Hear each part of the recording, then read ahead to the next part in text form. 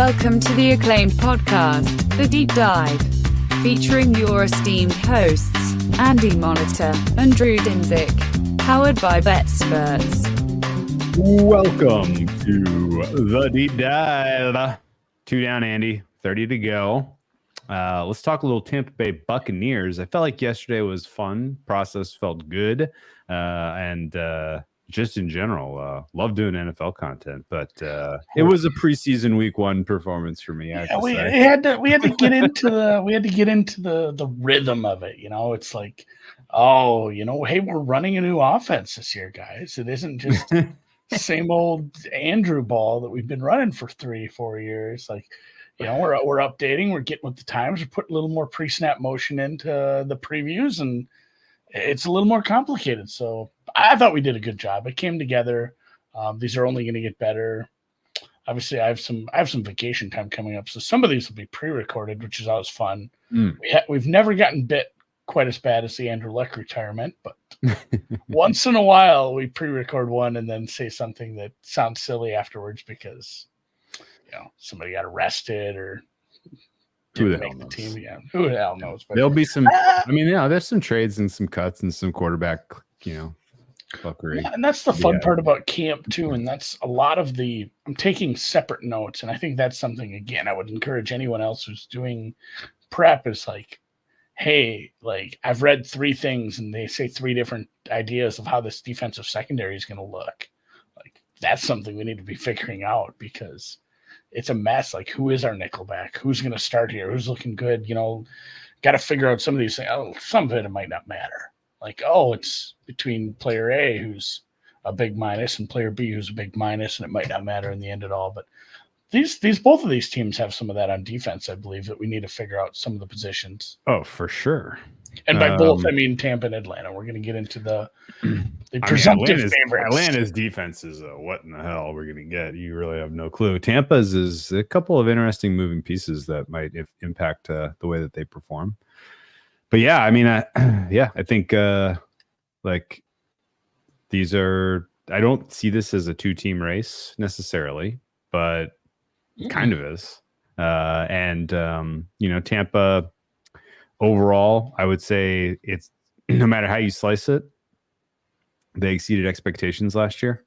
It felt like when they brought in Baker Mayfield that was a little bit of we threw all our chips in the table at the end of the Brady era, and this year we're just going to take our medicine.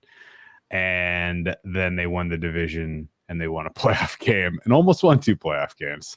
And it was a little bit of playing with house money, and they hit the flush.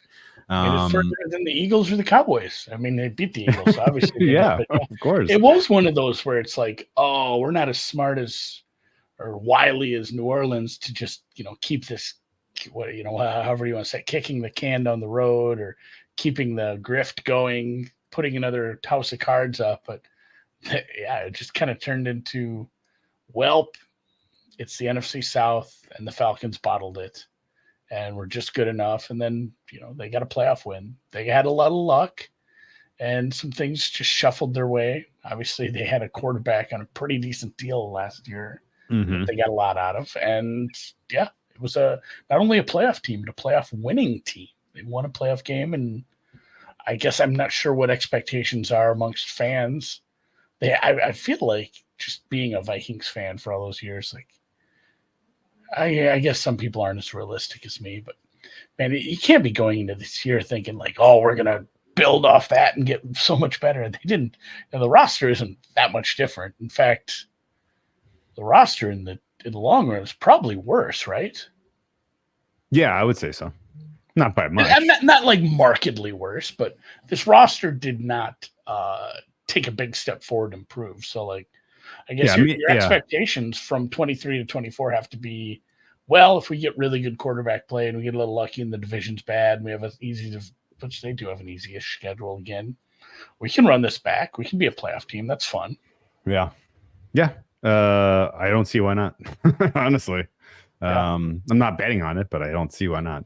And I guess the characteristics of their season was pretty interesting because I kind of want to give you credit as maybe the only voice in all of the space, I felt like in the preseason, who was like, why are we just throwing out the Bucs this year? Like, this whole division stinks. And, you know, their schedule is just as easy as the rest of them. And I don't know, what if they win 8 games? They could win the division. Well, they won 9 games and they won the division. But, you know, the real kind of key was they came out and they caught some luck early. I thought the lucky win week 1 at Minnesota kind of really helped fuel things, help people believe maybe we can win, maybe we do have a chance here. And you know, they scuffled through the early middle part of their schedule, 4 straight losses. They were 4-7 at one point. Well, right, 4 straight losses, a win, and 2 more losses before finishing really strong. And a rock bottom, losing to Carolina. I think. Oh no, they didn't cover. They beat them 21-18. Yeah. But they hit rock bottom, I guess, losing to Indy, and Gardner Minshew, and then climbed out of the hole, and then won 4 straight, covered 4 of their last 5 regular season games, covered their playoff game, obviously, and a win as dogs. And, you know, I felt like they got better as the season went on. And I felt like Baker Mayfield kind of got more comfortable in the system and they knew how to push the right buttons. And in general, like, it felt like the team, you know, kind of coalesced and improved as the season went on. They had a little bit of injury luck, a lot of availability of their big bodies in the trenches. You know, they gave Baker Mayfield the opportunity to really kind of realize some of the potential that he never did in Cleveland. And I think the last time Baker Mayfield made a playoff run, he could not back it up. It's worth noting. Yeah, I know. I've read that. I read that in, I think, 3 different places. Like, we've never seen him back it up. But in my head, it's like, yeah, but it's not like we've had 100 years of Baker Mayfield and this is some big sample. You know, I think so much depends on he's very rarely had the same play caller 2 years in a row. He's had a lot of turnover in his young career. Some of that, you know, the fault of his own by not playing well enough. But I guess he has turnover here too with a new offensive coordinator. But I'm willing to give some benefit of the doubt. Although, did you read, and if anyone doesn't realize it, the Football Outsiders Almanac is out. The Football Outsiders Almanac did not sell me on Tampa Bay being like good on offense last year. Just looking at some of the third down numbers, it was like, oh, like this was just weird how they won these games, how they continually just were super successful on third down after going run pass more than almost anybody, after just not only going run pass, but run bad result, bad scheme, bad blocking. Yeah. Okay running back and not getting much out of it, and then having Baker Mayfield have like 10x DVOA on 3rd and 4th downs compared to his 1st and 2nd downs, which super not sustainable. But I'll get into that a little later because I think going back to the Carolina podcast, you know, I was questioning of Dave Canales. I'm almost like looking at this and saying, are we going to get a better offense without Dave Canales now here? And it's funny because that was part of the joking we did last year when we talked about Tampa Bay as a team that could be good in a bad division. That was like, oh, he did it with Geno. Could he do it with? And at that point, when we were doing these division previews, there were people that were making bets on like Trask to be the starter. Was it Trask? Baker? Who was that? It was Baker and Trask. He's still the backup. That was kind of up in the air early, and obviously that. Oh yeah, that was the camp story. Is Baker even going to win the job? Yeah. Yeah. Oh, I remember that well. I guess here's what I'll say about the Canales and the tendencies and stuff like that. I remember that actually very specifically. There was a huge stretch of the season where it was like, stop running Rachaad White into a cloud of dust. Like, this is not working. Stop trying to make this happen. Stop.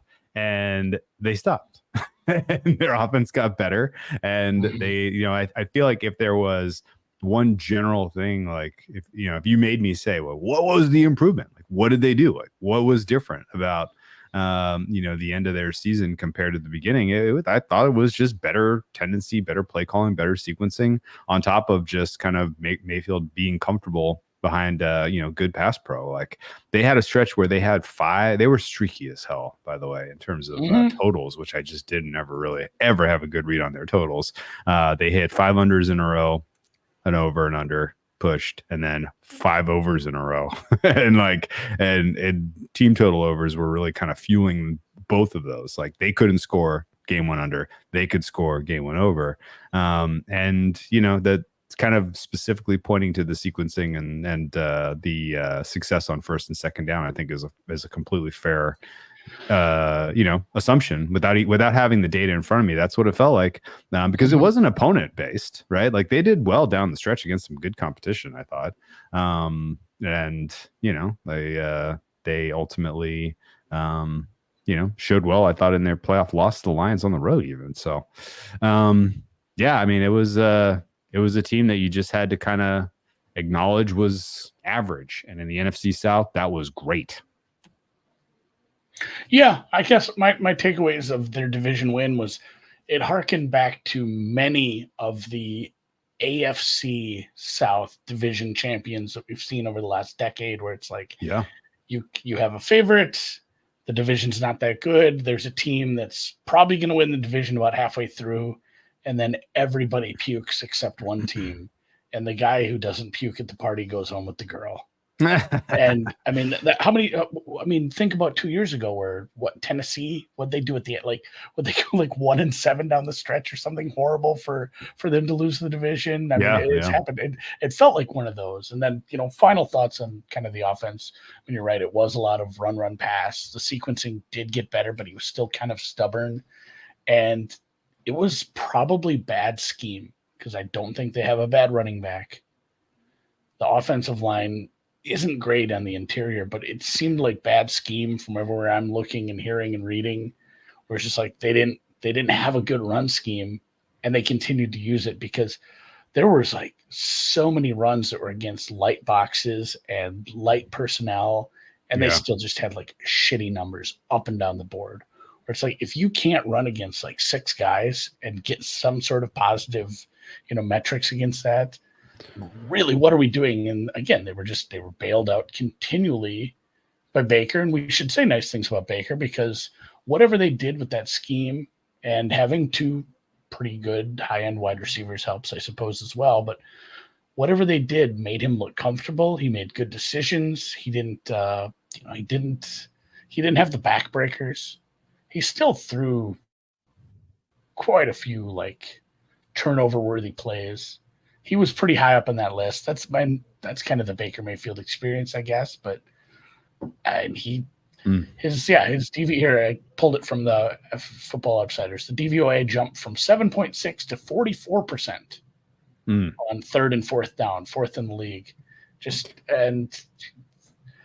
That was kind of the like, I don't know who the writer was on the Tampa Bay one. I should give them credit, but that was the live and the die, was like the late down stuff for Tampa Bay, because here it is. Yeah, it was in their wins.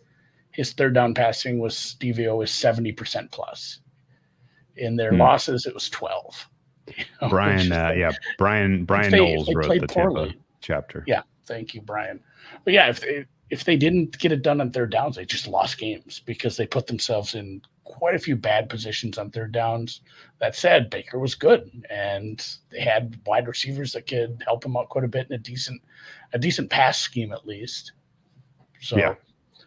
So here's the question for you. Now they have the turnover. We have some turnover at. Well, here's a question for you. Like, can we ascribe some of this to health of the offensive line and luck? Because, like, I mean,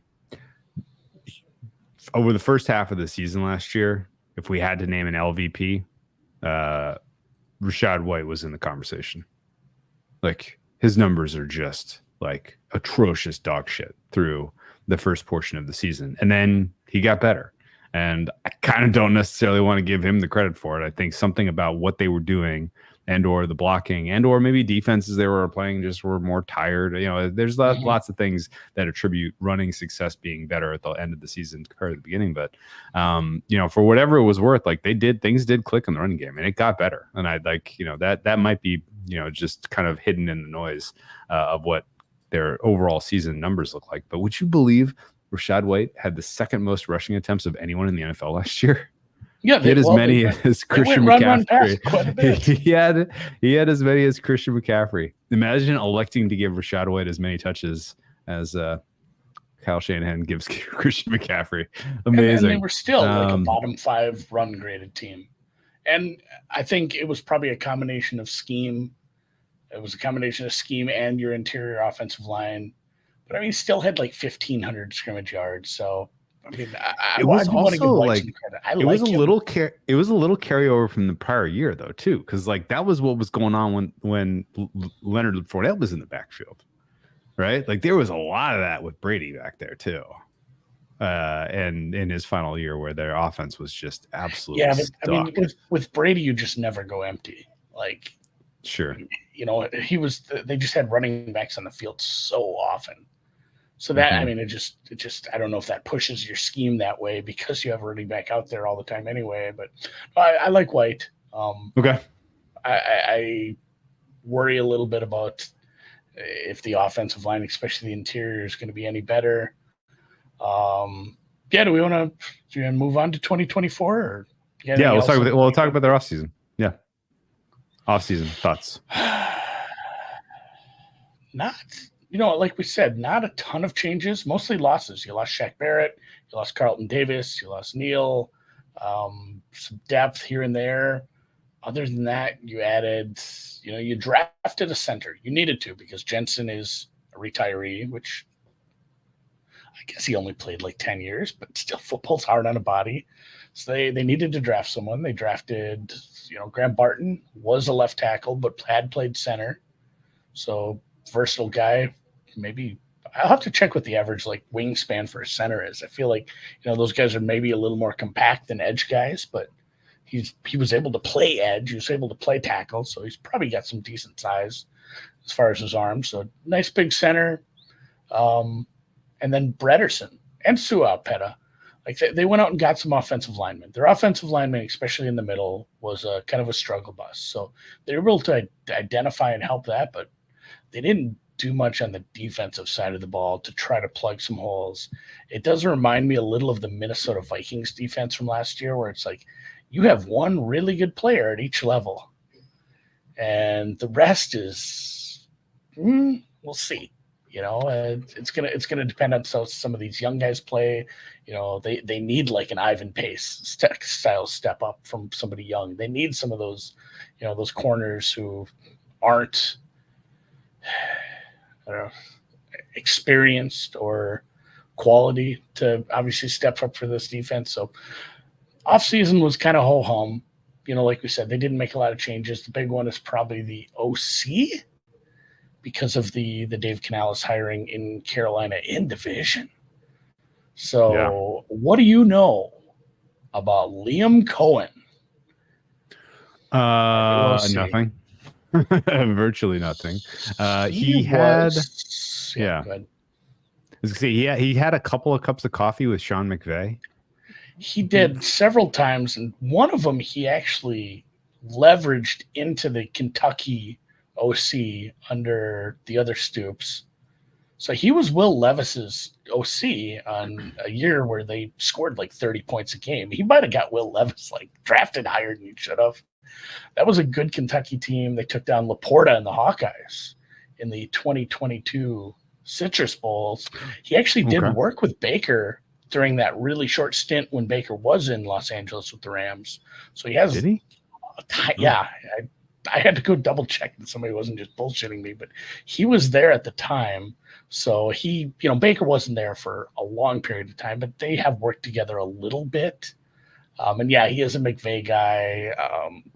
Part of how there was an article about how he got the job with, Stoops at Kentucky about he basically put together a resume of like, here's all the shit we did in LA and how I can use it at the college level to make an offense really good.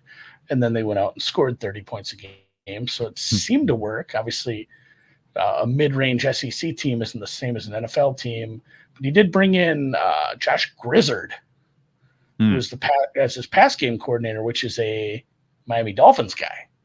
He worked with the Dolphins, and do we put an S on it or not? I haven't done NFL content in a while. McDaniel No S. No Yeah, S.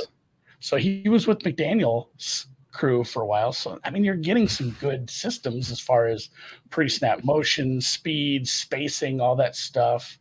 Some of the quotes from Cohen said he's going to allow Baker more freedom with the play calling, which I'm torn on, because it's like, hey, we've seen that really work for some good quarterbacks. Like you think of like high end Aaron Rodgers when he was at his absolute peak and what he was doing, or Manning, obviously kind of rarefied air. We're not going to put Baker in those guys, but sometimes when you do that to some of these quarterbacks, it just their ceiling isn't quite there, and it's too complicated, and it causes more problems. So I'm kind of split on that.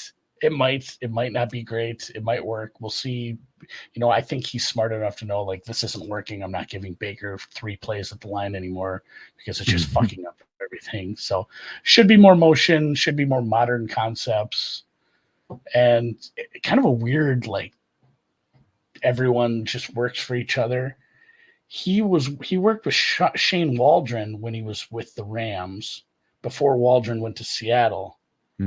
And then Dave Canales and Waldron worked together a bunch too. And then Canales came here. So there is some thoughts. There's a lot of incest in the NFL. Yeah, there's some incest, but they're thinking that a lot of the concepts and principles of what Canales was doing outside of the stubbornness with the run isn't a far cry from what he's going to bring. It's just going to be, more LA stuff, more motion, more pre-snap moves, or, pre-snap and during the snap motion.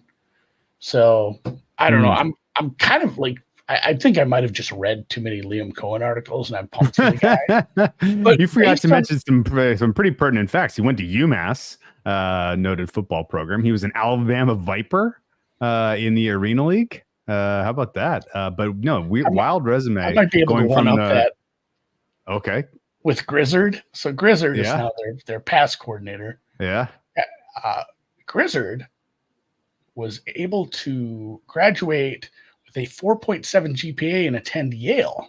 Woo. And I don't know how many people who came from Lizard Lick, North Carolina, have ever attended Yale. Lizard Lick is lovely. Lizard Lick and Yale in the same sentence made me laugh. So I'm pumped for them to bring some of these concepts from 2 really good passing offenses, because you have a quarterback who took a big step towards his potential that we saw when we drafted, and you have 2 good wide receivers. You have some running backs who can catch the ball. It could be fun. Okay. Just a wild resume going back and forth from the Rams to Kentucky, to the Rams to Kentucky. I forgot that he was the offensive coordinator in 2022 for the Rams. That was wiped from my memory. That was a lost year because of Stafford and Cup. So it's impossible to understand it all. Yeah. Well, and you don't think about the offensive coordinators that work with McVay and Shanny and those guys that don't get the praise because they're not the play callers. Yeah, sure. And when he was a little sacrificial lammy, I guess, because that was a bad year, and he goes back to Kentucky, and then comes back to the NFL. So we're really a wild. Just wanted to get that Citrus Bowl. Yeah, I guess so. I don't really have a strong read one way or the other on how he will do in terms of taking the reins here. I think it's fair to assume a lot of the positives, as you mentioned.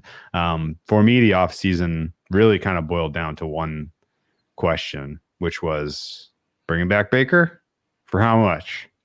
How's that contract going to age? They give him 3 years, $100 million.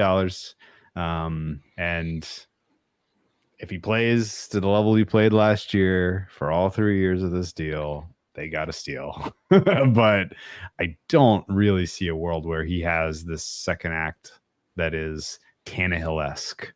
And even that is like, maybe he's already exceeded that with the playoff win against Philly and another good performance. But it has Tannehill vibes, right? Mm-hmm. And, so great. Like, he's going to play good enough to get you some wins against bad teams. You have a lot of bad teams in your division, so you'll get some wins there. Maybe if everybody else is kind of helping elevate things, then you go to a little deeper run. Who knows? But do you think that the 3-year, $100 million contract for Baker Mayfield ages well, or do you think this time next year we're like, wow, they got to pay him 2 more years?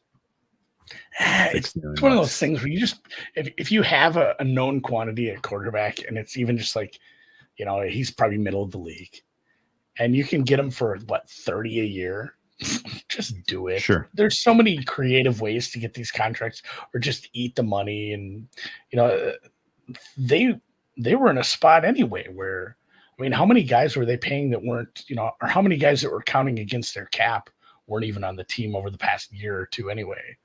So I don't think they're too scared of taking on a bigger contract, especially at an important position like this. Okay. I guess, do you think it will hold up favorably relative to the Daniel Jones, the Geno Smith, the Derek Carr contract? Is it kind of right in the discussion with all those, or what? Well, and just like everything we're going to talk about this whole summer, everything's linked, and so much depends. You can give a guy a good contract, but if you don't surround him with the right coaches, scheme, players, supporting cast, it's going to be like, oh, that aged poorly. Like, did it?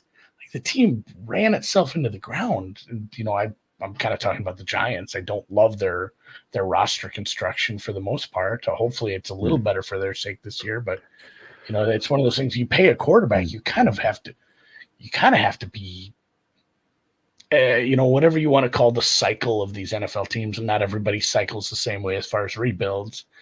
But once you pay a quarterback, you're not in, I'm not going for a territory anymore. And I'd say Tampa's kind of tweener because they didn't pay. He's not making 40, 50. It's yeah. Would you want to guess where does AAV ranks among active quarterbacks? 16th. 17th. Wow. Good goddamn guess, man.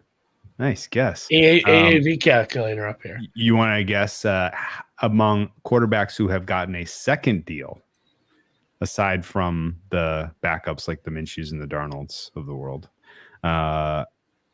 where is he in terms of from the bottom?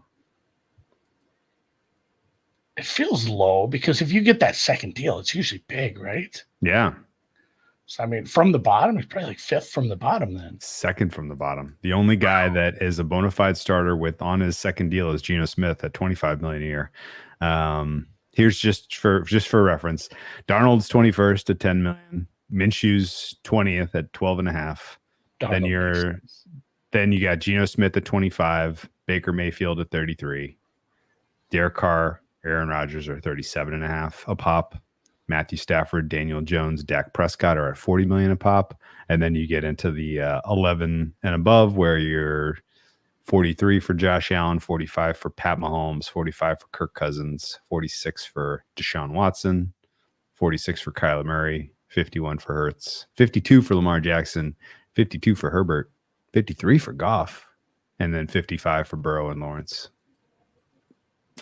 So in the relative sense, compared to those other former number one picks in Burrow and Lawrence, who are getting paid 55, getting Baker Mayfield for 33 seems reasonable, actually. I'll take it. I don't hate it at all. That's what I'm saying, but I wish we would have been, and I understand they're still kind of in weird spot cap wise, but I wish they'd have been a little more aggressive going for it in a division that's like, Atlanta's got better, but man, we can still beat them. Well, are they strapped by some other contracts? Like, why didn't they go a little bit more aggressive? I'm gonna have to look at their pull up Sport Tech here.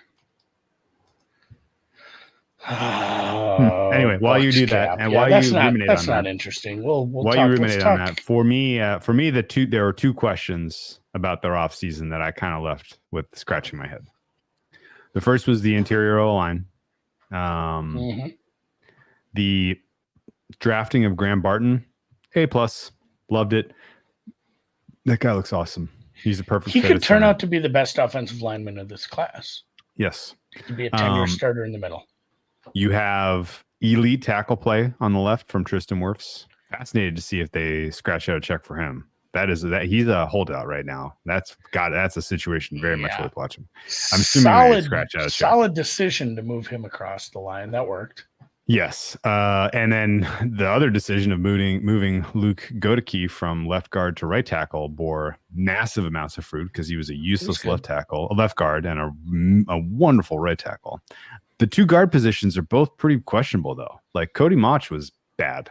He was bad. I don't know how you improve on that. I don't know if it's the development is just expected there or if that was a whiff, but nervous about the right guard position, nervous about the left guard position. Ben Breedson, don't have an especially high grade on him either. So you got two guards with question marks on either sandwiched on either side of a rookie center, and interior pressure feels like it could give you a little bit of trouble. So let's keep that in the back of our heads before we get to Do we have a pocket passer? Well, yes, but I will say this: he can move, but interior pressure is not going to be good for Baker. It never has. It's not going to be good, but it's not. He's not a guy that I have flagged as can't handle interior pressure. In fact, he stands in the pocket for too long and gets crushed by the interior pressure, as opposed to getting sacked or doing something stupid. Right? That where Baker, in my opinion, where Baker struggles when pockets break down, it's edge pressure. It's because of one thing in particular, and you tell me if this holds water to you or if I'm being totally not, making no sense at all. His delivery is real long. And if you have an edge rusher getting their paws, it's a windup. It's a windup. He's got a great arm, but it's a slow delivery. And the edge rushers with the paws, if you can keep them at bay, then you can give Baker Mayfield the opportunity to make those downfield throws before he gets absolutely walloped by whatever's coming up the middle. So I'm not, So I'm not like I look at the situation with Derek Carr and the offensive line in New Orleans, much more nervous. I look at the situation with Bryce Young and the offensive line in Carolina, much more nervous. I look at this and I'm like, yeah, inexperience and potentially bad players in the middle, like probably not going to be that big of a deal, I don't think, but very much worth monitoring. Do you want to start with that for ratings?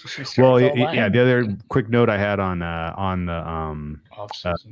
offseason, we're just not going to try to get any kind of pass rush going here at all. Like none. It really appears, and we'll talk more about that when we get to our defensive ratings. But it really appears like, we have a bunch of young players. One of them's going to be good, right? Somebody's going to be good, right? Joe Tryon, Shoyinka. I just abbreviate him to initials. I kind of shrug at the loss of Devin White. I'm a little about the loss of Carlton Davis. The loss of Shaq Barrett feels meaningful considering where you're backfilling there. Just in general, like to your point, they didn't really swing at all on the defense in free agency whatsoever to try to bring in any kind of talent to backfill there, which is weird. So, oh well. Let's talk about their ratings. What do you got for QBOC? QBOC, I am at a 5.5. I'm at a 5.0. I went back and forth on, I had numbers on Baker, and obviously we're doing a little forecasting on can he complete this. I went back and forth on how high I was feeling about Liam Cohen and the Grizzler.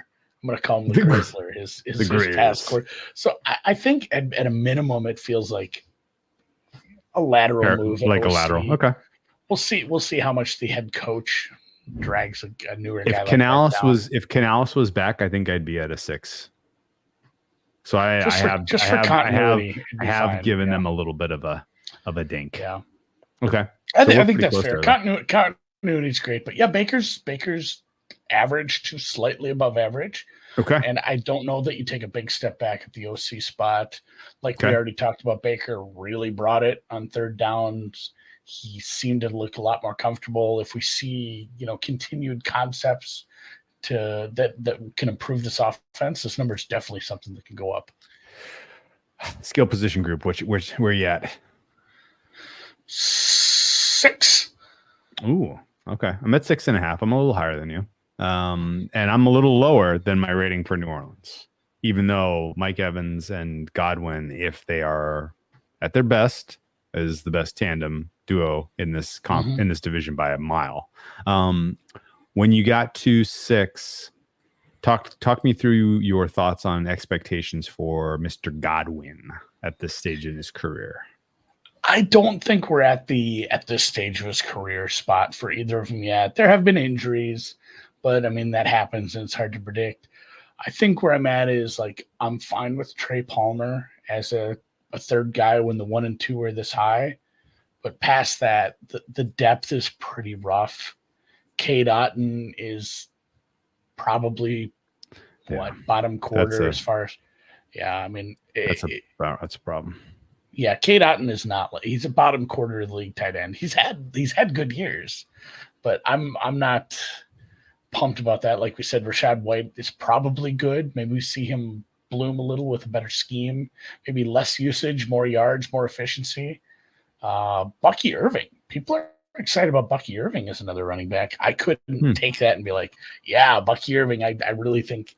It's so hard to predict how some of these offensive rookies are going to get as far as usage, much less usage, efficiency, effectiveness. So I'm above average here for skill positions, and a lot of it is just anchored on a big chunk of that iceberg is Evans and Godwin existing. Yes. It's enough if they're existing, healthy, and playing. It is like you said. It's the best 1-2 punch for wide receivers. So I'm a little higher than you. Good. Okay. I'm a little higher than you, and I will be honest with you. My number that I came up with for Godwin looks optimistic. I think that in general last year he was a little slowed down by the recovery from the massive injury he had the year prior, and I think that you didn't really see, in particular, Baker and Godwin vibe much, right? Like it was just a little. There was a little bit missing there. I don't know. I think he will ultimately be a pretty important piece and maybe a full offseason of working together now that there's no quarterback battle and Baker Mayfield's getting all the starter reps. Maybe he's a little bit more on the same page with Godwin, but Godwin had a productive year last year. Yeah, they need between Godwin and Evans, they almost had 2,000 snaps. You have to have 1,700 at least from those two guys to have another good year. They just can't be missing big chunks like we saw 2 years ago. And I feel like Evans was a little slowed down early in the season. Maybe he missed a little time before the bye game in week 5. Just looking at snap count stuff.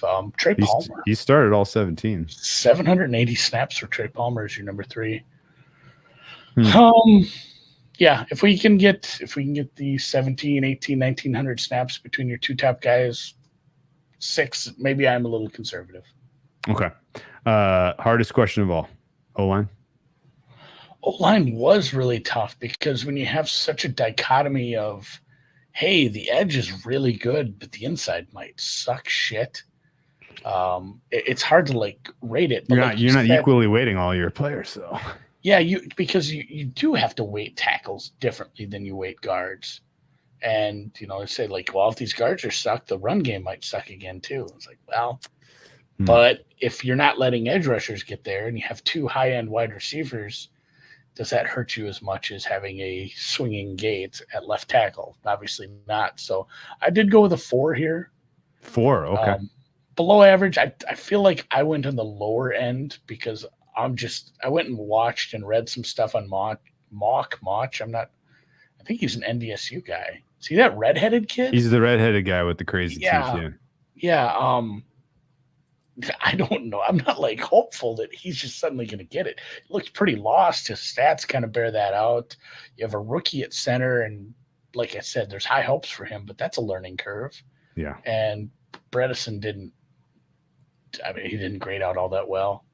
No. So there might even be turnover, at the guard spots. So the fact that both guard spots might be in flux at some point during the season, if it's bad enough, I don't know. They were just even with really good play from Wirfs, really good play from Gadecki, it was still one of the worst run blocking teams in the entire league last year.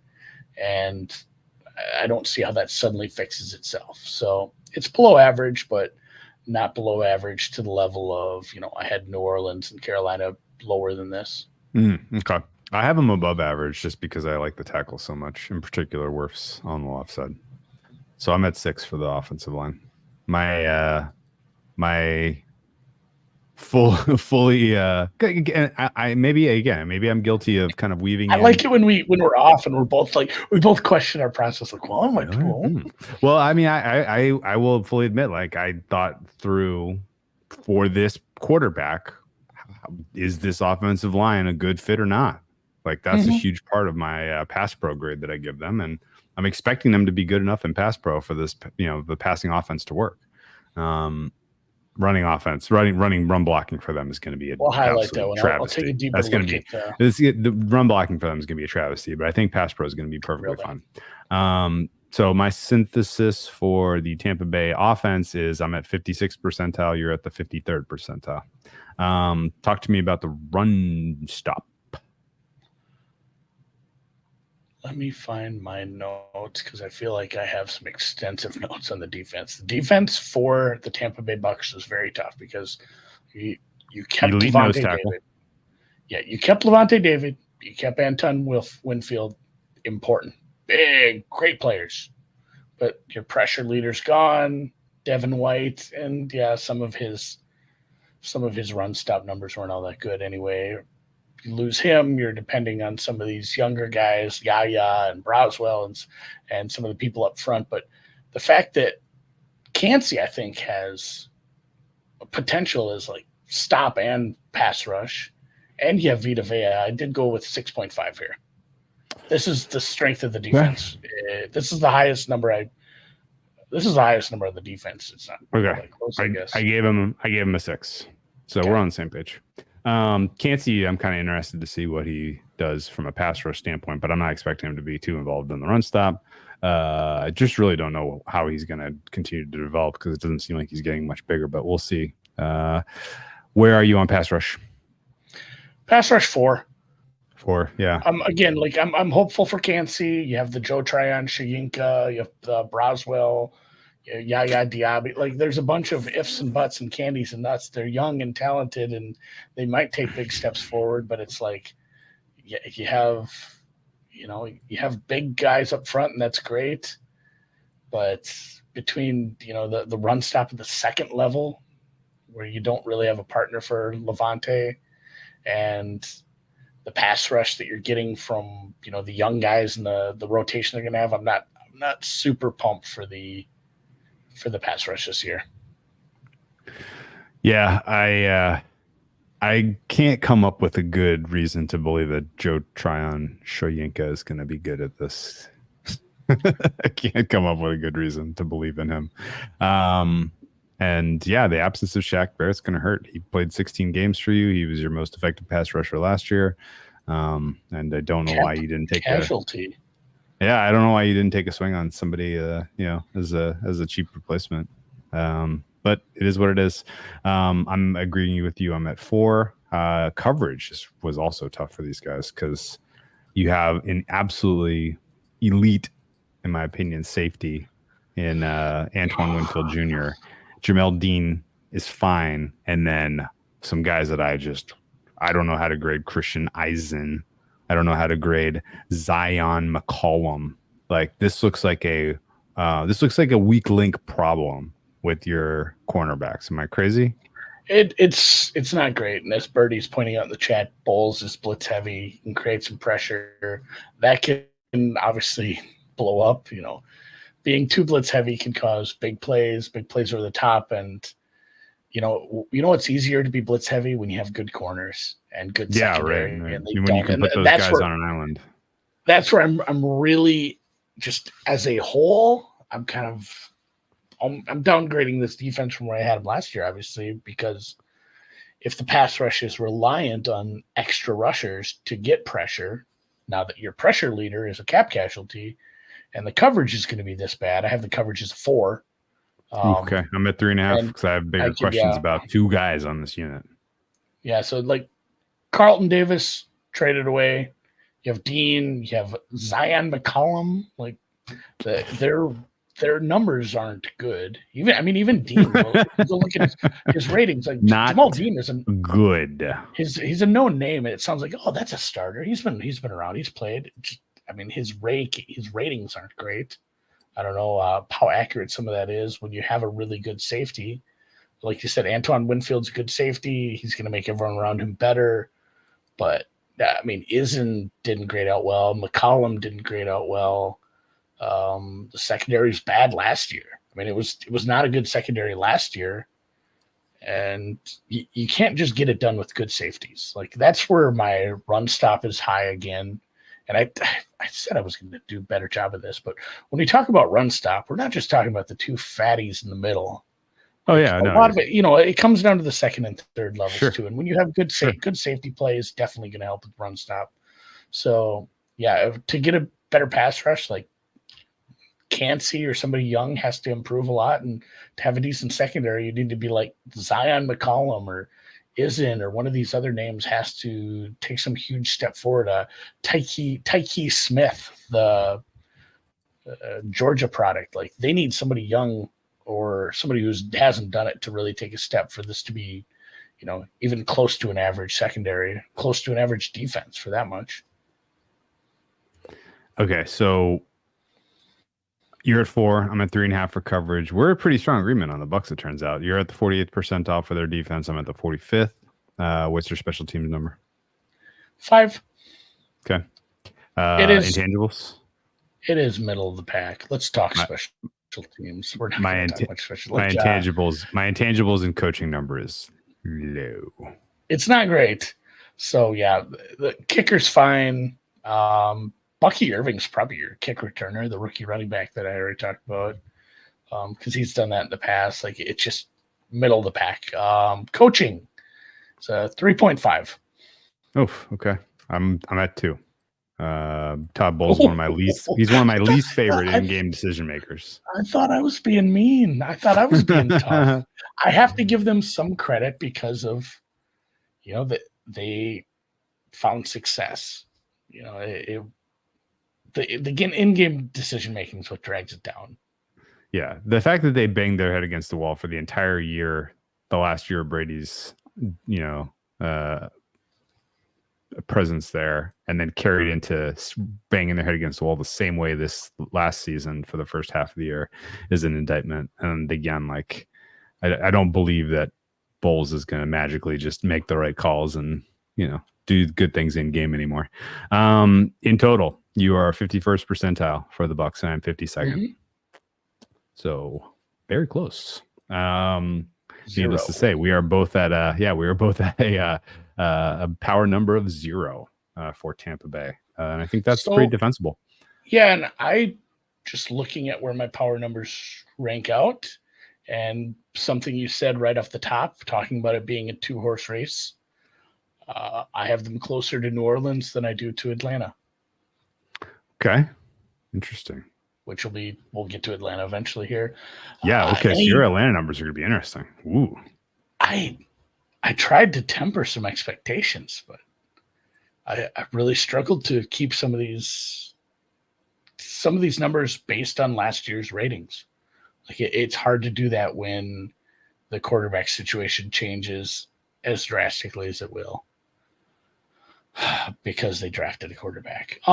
Any last thoughts on the Saints? Let me look at my notes, see if I had anything else. Yeah, I'm expecting the Bucs. Yeah. It's the Bucs. Yeah. What did I say? The Bills? You said Saints. The Saints? Okay. Either way. Yeah. Didn't love the offseason. I'm hopeful for the OC. Let's look at their schedule. Let's look at their odds. And then figure out what we're going to do. Betting a plan of attack. What do we got? All about the schedule. What do we got schedule-wise for these guys? It's an imbalanced schedule in a way that creates an interesting opportunity, I think. So the interesting part, easy landing. You get 2 home games against teams you should have relatively little issues with in the first 3 weeks, and then 1 very tough game on the road, an opportunity to get a little revenge for your NFC divisional round loss. Then it gets real tough. You are dogs for 7 straight weeks. Then you get a bye, And then your landing is real sweet. 5 of your final 7 games you are favored.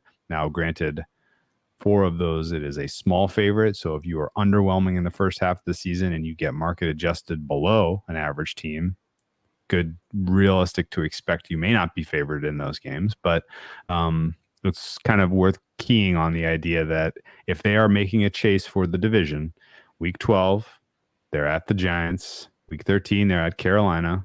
Week 14, they host Vegas. Then they get at Chargers, at Dallas, versus Carolina, versus New Orleans to land. Both final 2 weeks at home against divisional opponents if you're trying to close the deal on the NFC South. So I think the idea of schedule sequence suggests just chill out until we get to the bye and then bet the NFC South however the fuck you feel like it. Because they're going to lose 3 games in that 4-game stretch before the bye. I do not see them beating Baltimore, KC, or San Francisco. Do you disagree? Tough asks. Yeah. They got to play San Francisco off their bye too. That's the only game on like the entire San Francisco schedule where they have a rest advantage. Yeah, that's tough. And like you said, with the soft schedule in the second half, there's a decent chance. I think the Chargers have a big leg, a long tail to being like shitty. Oh, okay. Having a quarterback with a new system and very few weapons. Well, Giants, Panthers, and the Raiders also do. Oh no, for sure, and that's the thing too. Like a lot of teams in Week 12 beyond who might. If you find yourself entering the market properly and getting some Tampa Bay exposure to make the playoffs, to win the division, whatever you decide, maybe it's a live win total, something like that. Like the end of the year could legitimately be home versus Carolina and Andy Dalton after they've given up on Bryce. And then home versus whatever interim head coach has replaced Dennis Allen. Right. It could be, yeah. And it could be weeks after they've, exhausted their interim head coach bump. Yeah. I mean, it could be a couple teams with you might get at Dallas after they've fired Mike McCarthy. Who the hell knows? You could have some flailing teams at the end of the schedule for sure. Yeah, you could very well finish out. It is worth noting there are 5 on the road out of 4 on the road out of 5 weeks. 12 to 16, but the fact that they have the bye week 11 to get right kind of doesn't scare me that much that they're doing that much travel. The back-to-back at LA at Dallas is kind of a decent travel disadvantage, but travel tends to be less impactful later in the year once everybody's tired,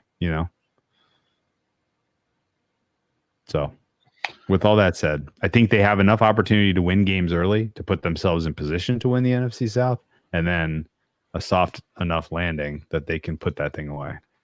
So Matt Porter put me in a fucking box here. Dalton is a downgrade. Yeah. I probably screwed up there. Dalton is a very good backup. Yeah. Belichick could be coaching Dallas. Yeah. There's a lot of potential here. So let me ask you about odds. Have to do it. The price currently for Tampa Bay to win the NFC South is probably the only thing you would realistically attack, right? You're not interested in an NFC price or a Super Bowl price, I'm assuming, correct? No. Be division, like we said, division live, win total live, to make the playoffs live, depending on how the rest of the AFC is going. Okay. And just in general, you think waiting for a price on Tampa Bay is better than taking a plus 293 right now? Because that's kind of a big number. Plus 293. Let's revisit this after I talk. Maybe you need to talk me down off Atlanta a little first. Maybe we just need to find an Atlanta. Oh, okay. Okay. Interesting. Okay. I kind of wish I could find a yes/no price on Atlanta for the South, if we're being perfectly honest. But I don't know. And maybe you can get that at Circle when we're there for Bet Bash.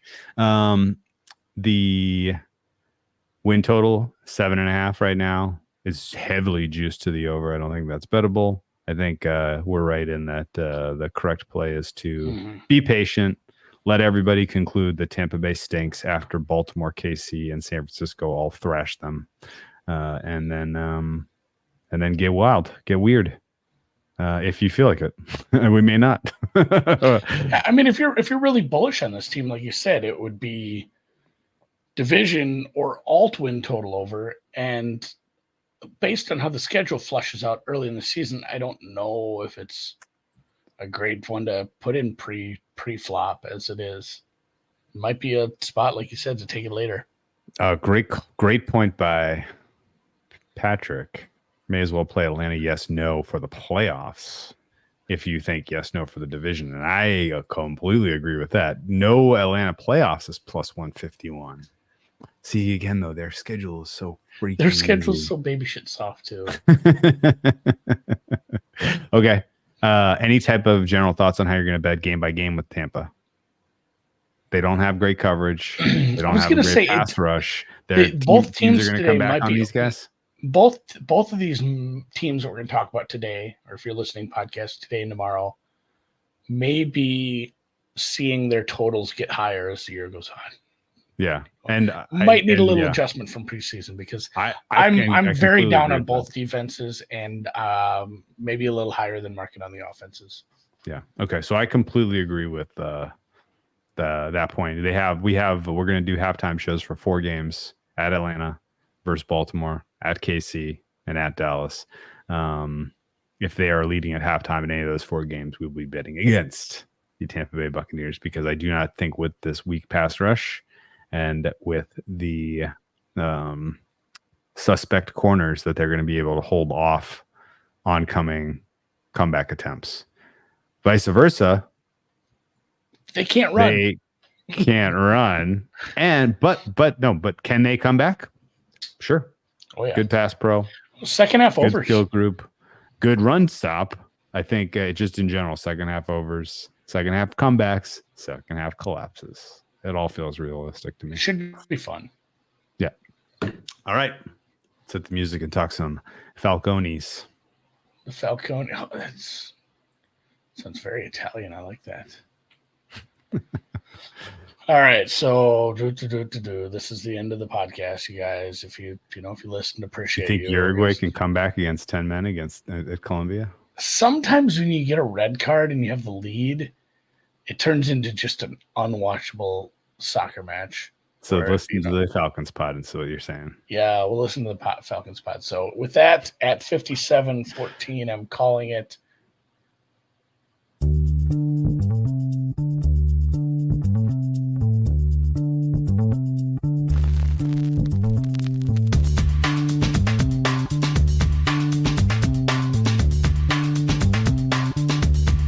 Welcome to the acclaimed podcast, The Deep Dive. Featuring your esteemed hosts, Andy Monitor and Drew Dinzik.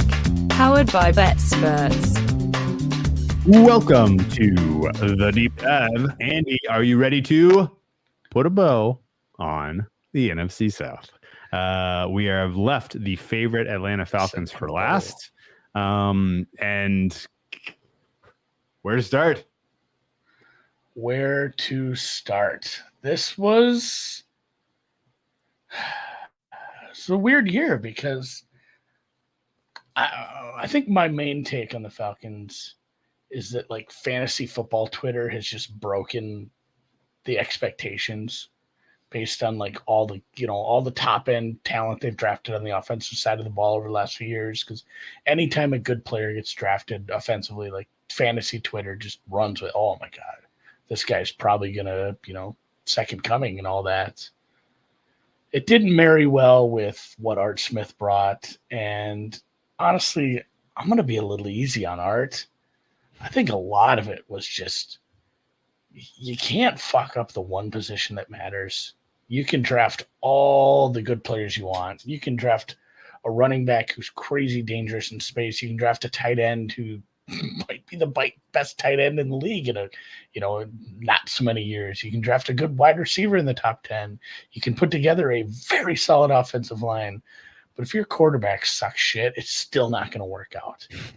A quarterback can drag a bad team to the playoffs. A team dragging a bad quarterback is a different, like it happens. Remember how bad Peyton Manning was as a Bronco? Andy. Yeah, it's a different kettle of fish. It has to be built quite a bit differently. So like, it sucked. Like it sucked watching that team. Even though I said like fantasy Twitter had probably overblown it, everybody and their sister knew that this offense had a lot more to it. That it could have been better. That things should have been better. So, offseason of the Falcons is a big old move on from everybody. And weird, if it weren't for drafting a quarterback after you signed Kirk Cousins to a pretty big deal, interviewing Bill Belichick and then not hiring him would have been the weirdest story of the offseason for sure, right? Like that probably we'd still be talking about that instead of Penix. So weird. It's been a weird 18 months. So drafting him, head scratcher, the coaching search, head scratcher. Kirk Cousins, even off the injury, seems like just such a slam dunk based on what the rest of the offense looks like. Bring in, a guy whose ceiling maybe not even has been tapped at this point. Yeah.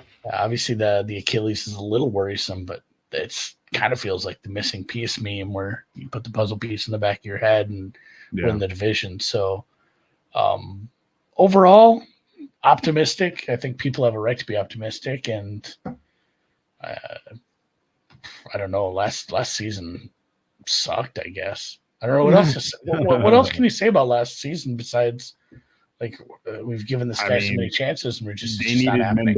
They needed Mendoza line performance out of Ritter, and they didn't get it. No. And everybody, and then that gets Art Smith was sticking his finger in the eye of the fans, and he bore the cost. And then the Penix pick is fascinating, specifically through the lens of, is Terry Fontenot like, if this doesn't work, like what kind of leash does he even have? How much runway does he have before this is a clean sweep again? And do they keep the coach but find a new GM? Like that never seems to work. Like I guess I definitely don't see an organization that's being well run personally, which has me trepidatious that the big splash move to go get a presumably a top 12 quarterback is going to ultimately bear fruit. Last year was a massive disappointment. They underachieved in every category possible.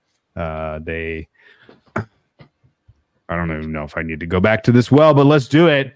They elected to give all they were this money 7 and 10. They gave a bunch of money to old defenders, a bunch of money to Kirk Cousins this last offseason. You know what you could have gotten with all that money, Andy? Lamar Jackson.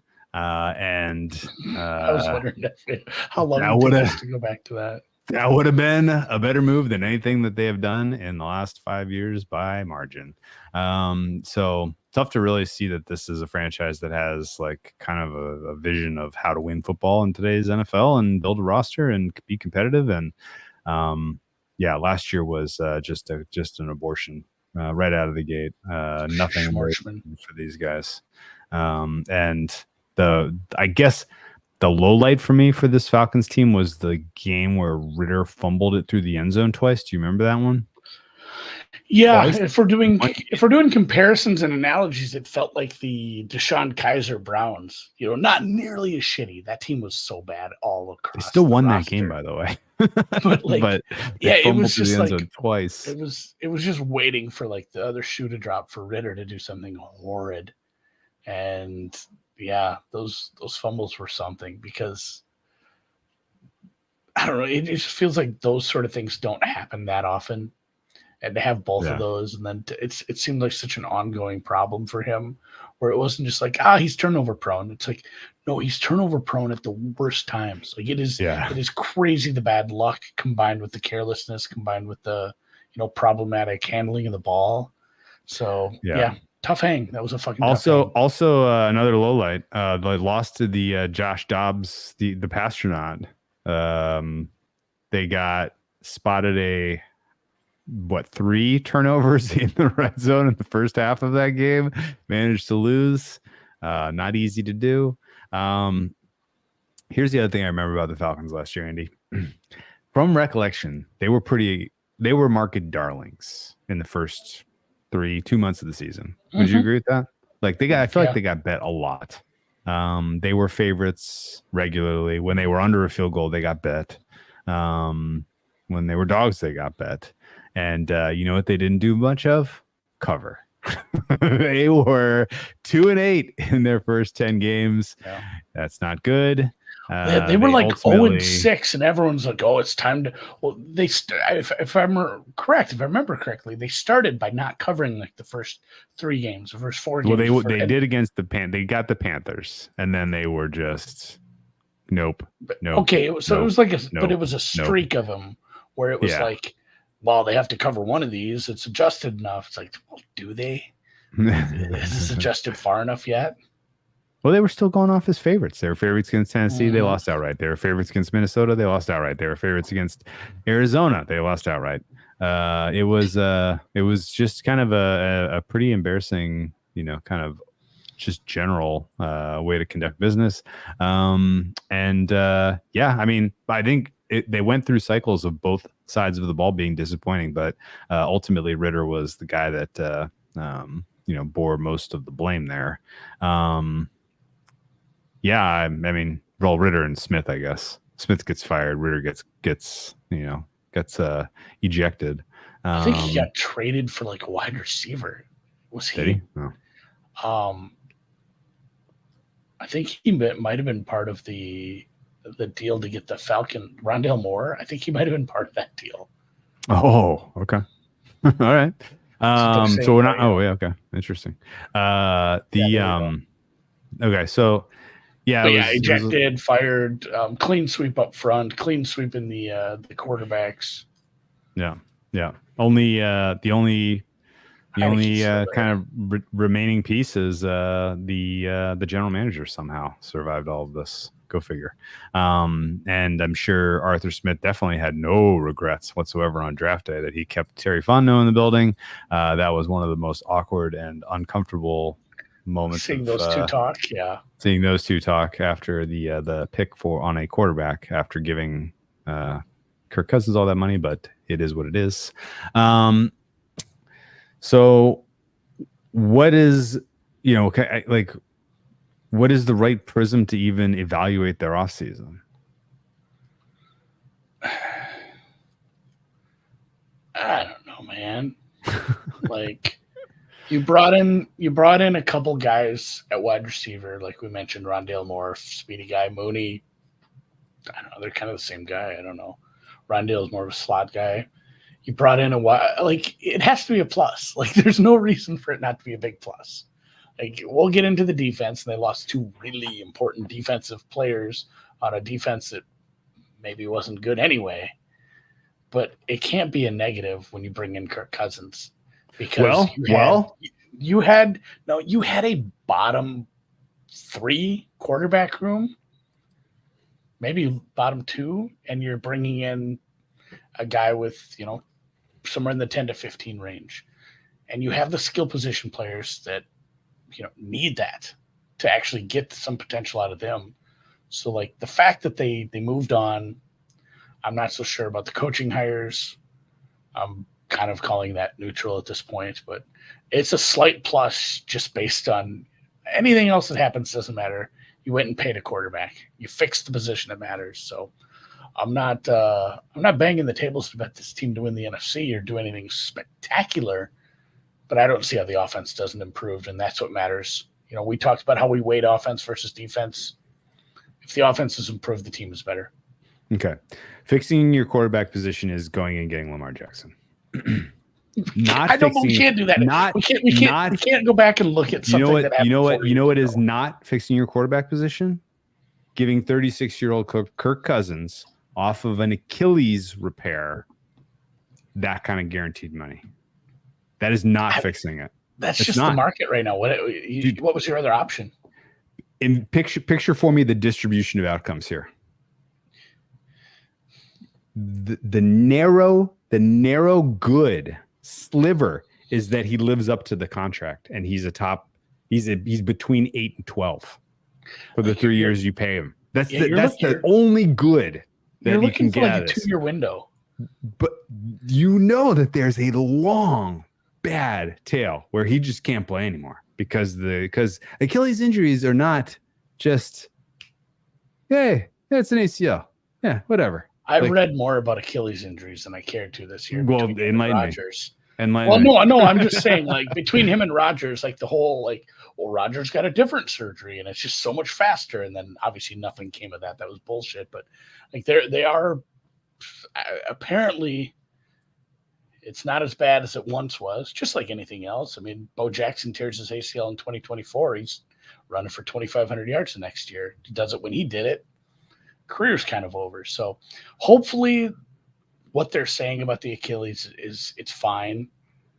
And he should be able to go. I mean, even here's the thing. Like, what were your other options? And you are not fucking allowed to say Lamar Jackson. We are living in 2023 offseason, Drew.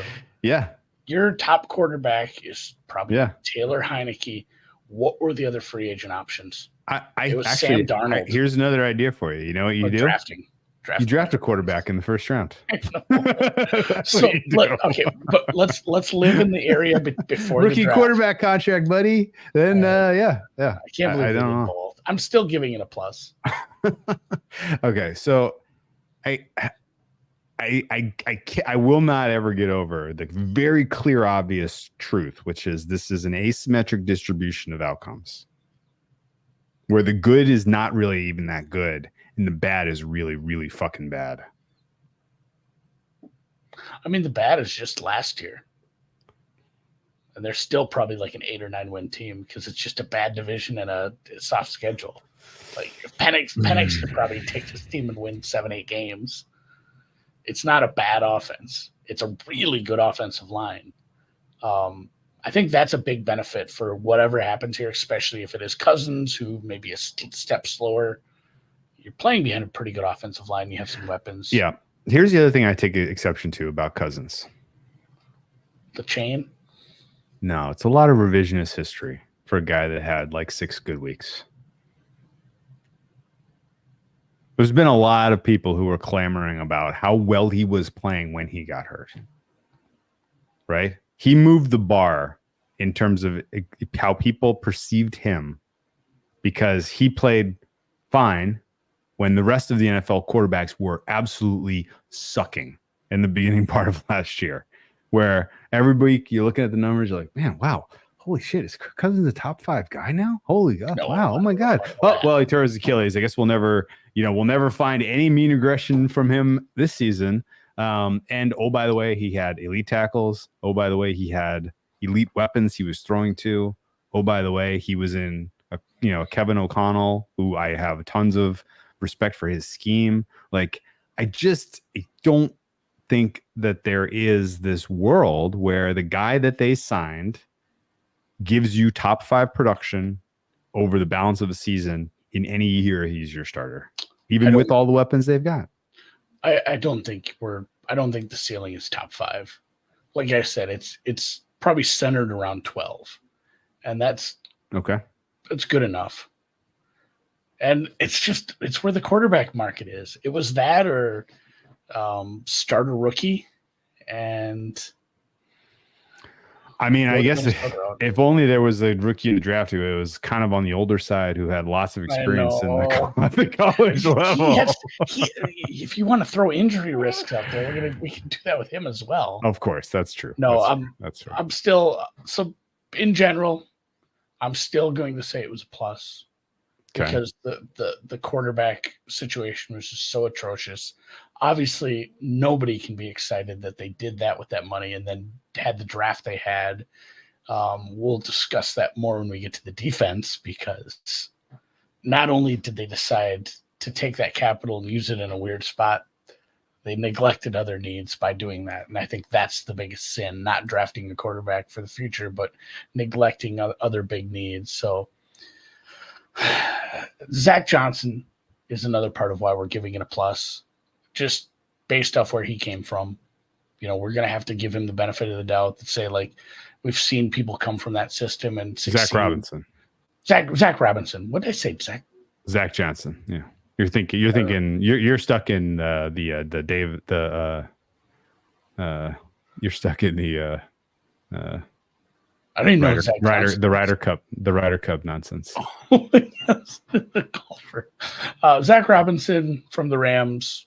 I mean, just you can't do this shit. This drives me nuts when people do these things and they just say like, "Here's what they did in LA. That's exactly what you're going to get in Minnesota." People did that with KOC, and it's not what you got. I mean, you got a much different offense, but it's never going to be just like, oh, you just plug McVay's tendencies into Minnesota now. It's not going to be the same, but it should be closer to what we saw in LA. So that's you're getting a plus at OC. You're getting a plus at quarterback. How can it get worse? And obviously, how can it get worse is the fat long tail to the injury being a problem. The fat long tail to not every coordinator from good systems comes in and can be a great play caller and can be a great schemer. You know, it doesn't just magically happen that, you know, McVay touches you and you're suddenly another golden child. Not everybody pans out. So sometimes it takes 4 or 5 years. Sometimes it does take some time. So the fact that we're looking at, you know, a defensive minded head coach, a new OC that we just don't have a ton on, and Jimmy Lake as your DC, who I don't remember much about him except getting in trouble at Washington when he shoved his kid or whatever. Yeah, no, I think we're assuming Raheem Morris has got his fingerprints. Yeah, that's the thing. Like, it's his guy that he brought with, but yeah, Raheem Morris is your DC by default by being a defensive minded head coach. So I don't know, like the coaching stuff is pretty incomplete as far as a grade, but we're hopeful for Zach Robinson's play calling. So slight plus, but the negatives are the debacle at, you know, the two quarterbacks, what you paid for an injured quarterback, the risk reward there, your defense being super neglected, not only from a free agency standpoint, but who you paid and who you didn't draft. So it was a real mixed bag offseason for Hotlanta. Kirk Cousins going to be a good soldier about the penis development. I think so. I think he, like, did you watch any of the quarterback? I mean, they listen to praise music and talk in platitudes, but mean it. Like, I think he's a legitimately good person who isn't, you know, one to hold a grudge. He's a weird dude. I think he's a lot of truth in that statement. He's much more focused on just how he can get incrementally better. That's where I'm kind of hopeful for him, more so than Rodgers on the Achilles injuries. Like, Kirk Cousins is like putting on headgear in his car and doing like brain exercises with his eyes to work on like his, you know, his tracking on the brakes and stuff. Like the shit we saw in that quarterback show that he does, all the little things he does to get just a little bit better. I feel like he's probably taking his rehab more seriously than the guy who's skipping, you know, training camp stuff with the Jets. So I'm not saying I'm a doctor and I think this Achilles is going to be fine, but I think Kirk is the right kind of guy to really take rehab seriously, really take this new position seriously, and integrate well. How is he going to handle the bad primetime game and the clamoring of primetime Cousins? And how is he going to handle a bad playoff game? Right? Like if they do have a good regular season, or if they're at the end of this regular season and they have like some high leverage losses that cost them a playoff spot, like, you know, is paying him what you're paying him guarantee him another year as the starting quarterback beyond this year, regardless of the situation behind him?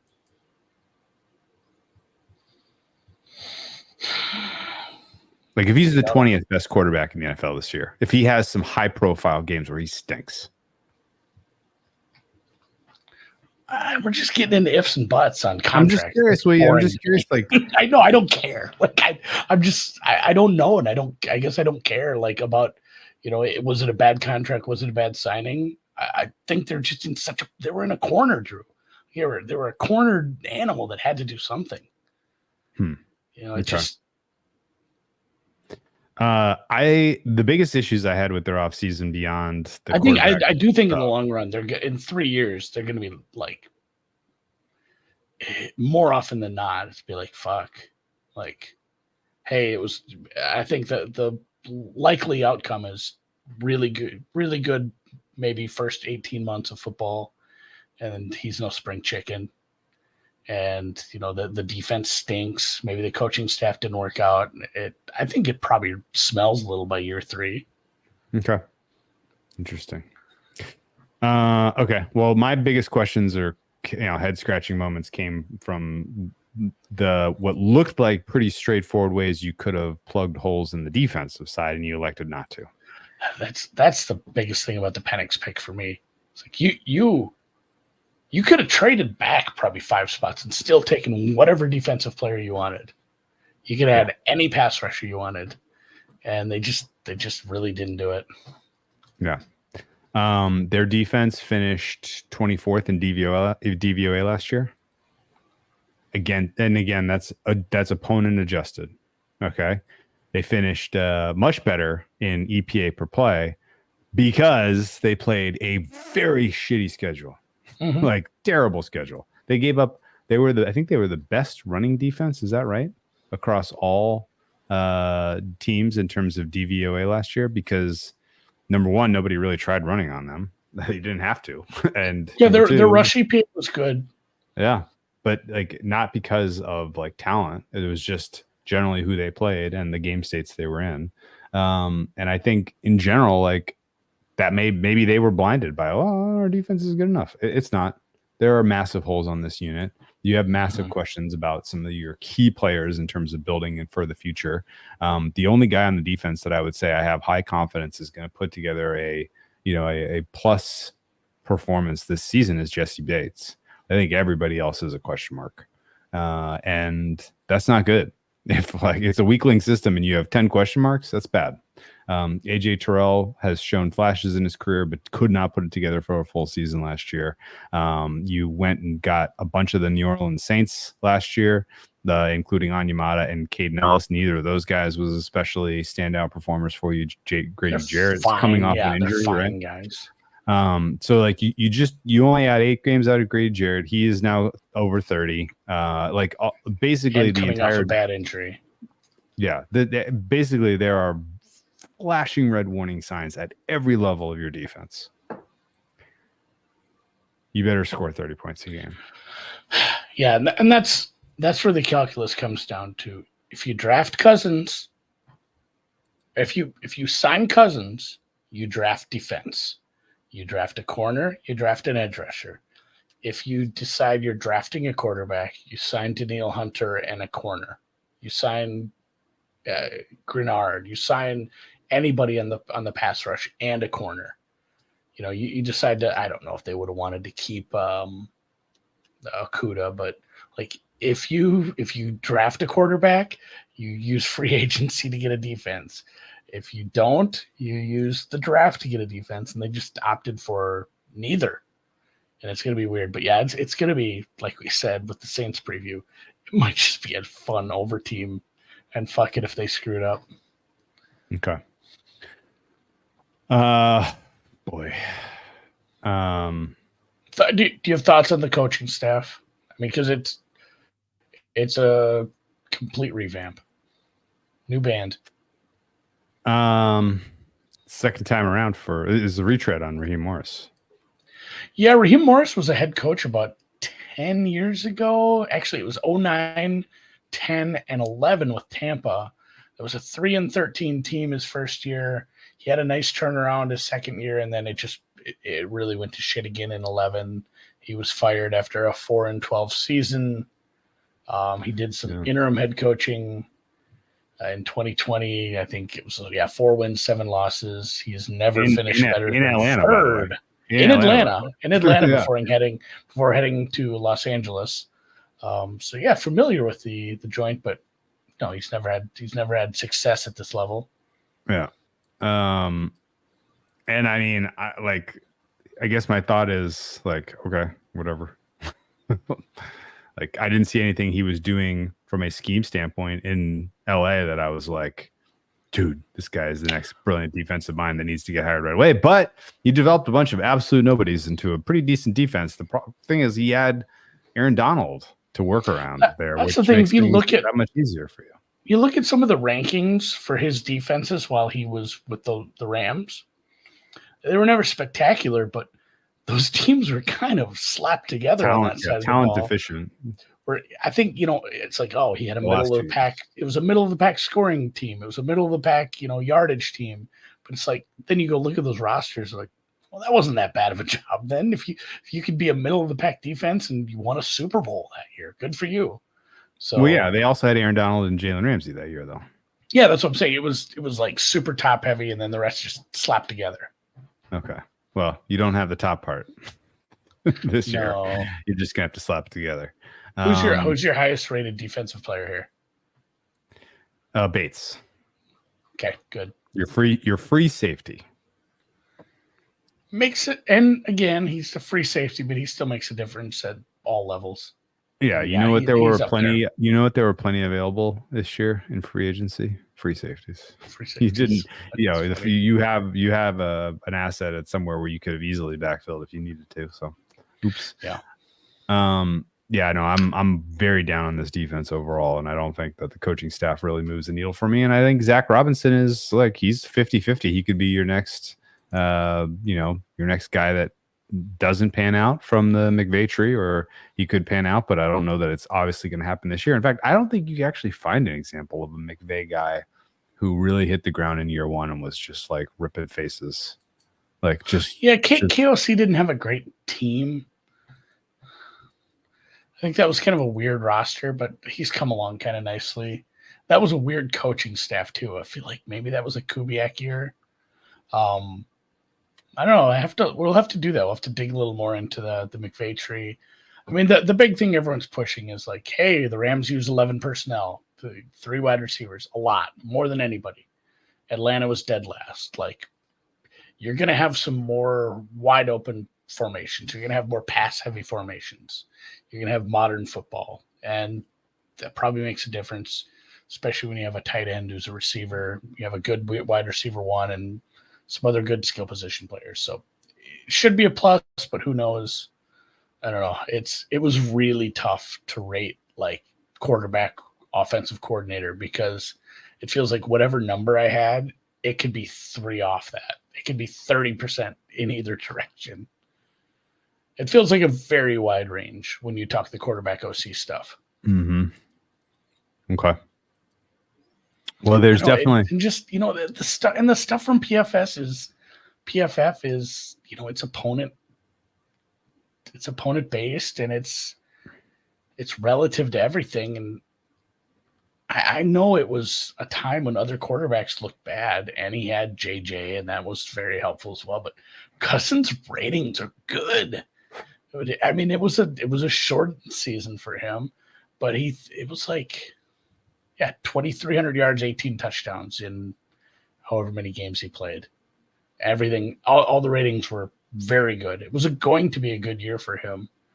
Yeah. It'll be. I'm going to feel bad if like he just sucks and you can tell that the Achilles injury fucked him. I'm kind of going to feel bad for the guy. I just feel like perception is way too high. That's all I'm saying. Why? Well, like what makes you think he's not good? Small sample.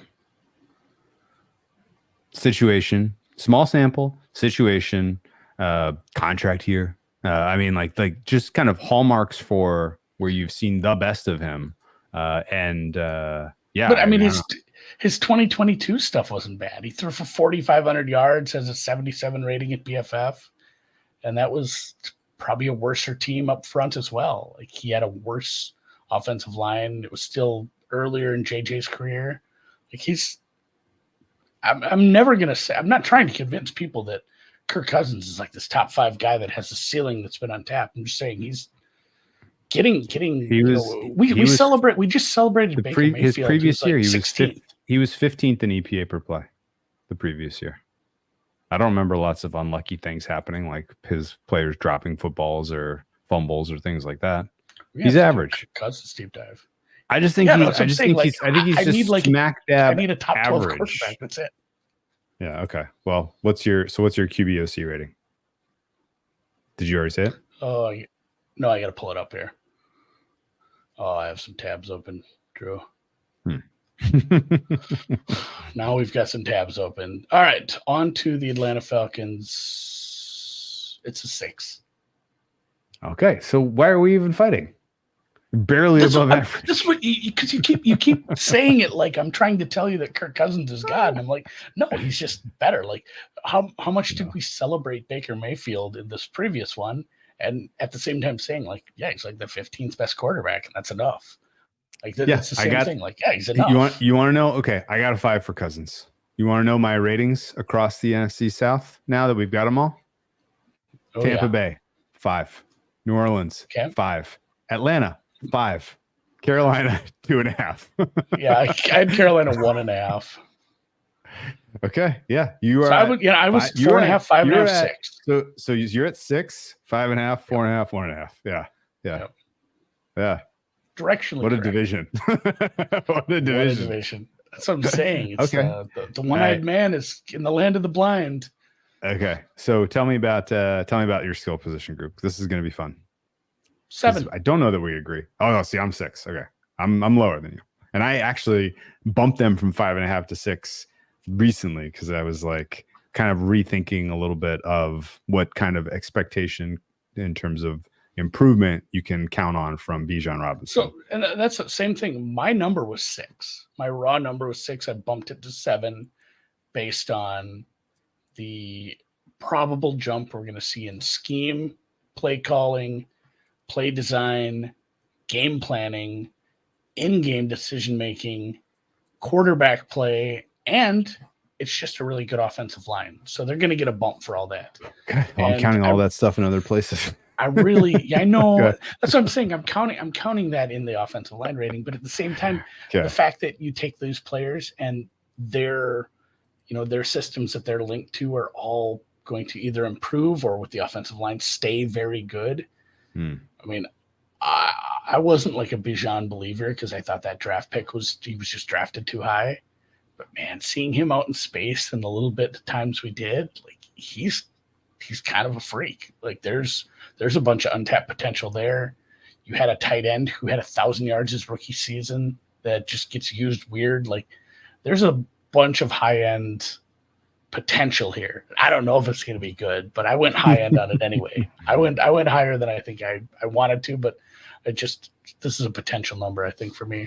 So mine's probably closer to the high end of the range, and it can come down if none of those things work out. Okay. Alrighty. Well, I'm at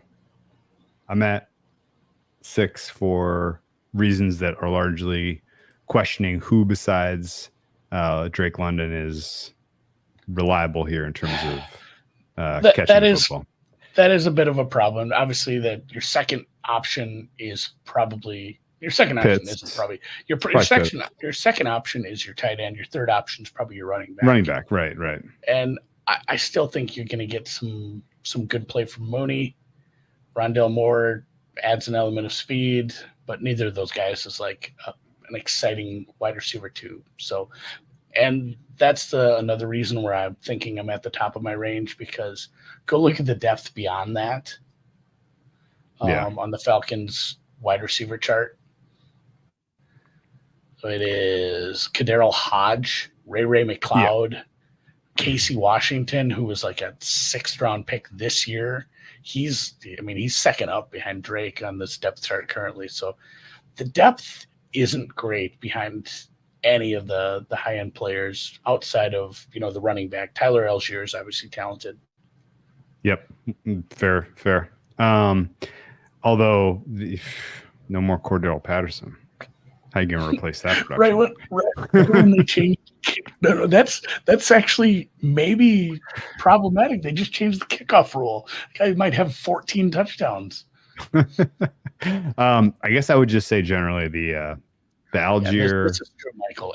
Any injury to a starting receiver, it does get a little scary. Yes, especially if that starting receiver is Drake London. then we're hitting the pan. Then all of a sudden this score looks real spooky. Depth is an issue. It's going to be a recurring theme. You said you're at a 7? So you have the Atlanta Falcons with the best skill position group of within the division. You wouldn't trade them for Tampa or the Saints. You wouldn't rather have two reliable wide receiver targets. You'd rather have a tight end and a running back. You talked me into bumping up the Saints. I have the Saints at a 5 now. Your Saints are 5? So Saints are a 5. Tampa's a 6. Atlanta's a 7. And again, this is tough. If those 3 reversed by the end of the year and were opposite order, wouldn't surprise me. Okay. O-line. 8. Whoa. 80th percentile O-line. It's good. It's a good offensive line.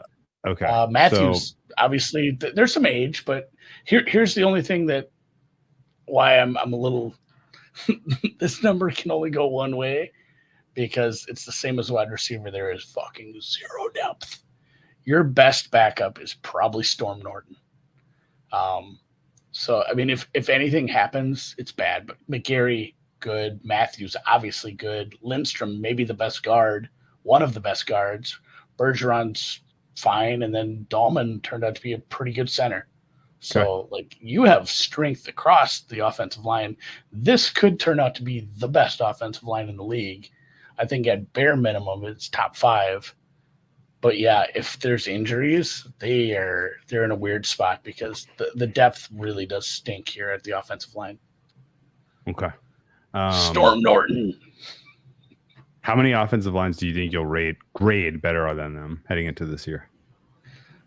More than 4? Detroit. Okay. You don't have to name off the top of your head. I'm just curious. No, but I'm just some of the ones that will be in that range will be obviously Detroit, Philly, Atlanta, Detroit, Cleveland, Indy. That's kind of your tops. Those are your top 5 probably. Okay. Cool. Well, very good. I don't know, where are you at? I'm at 7. Best in this division for me. Mm-hmm. By far.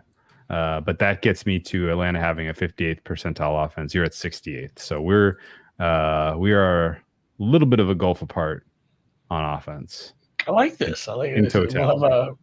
We get some sort of resolution to this. We'll have to write this one down. Yes. Disagreed. Yes. I'm excited to project forward. I didn't build the machine yet, so we can't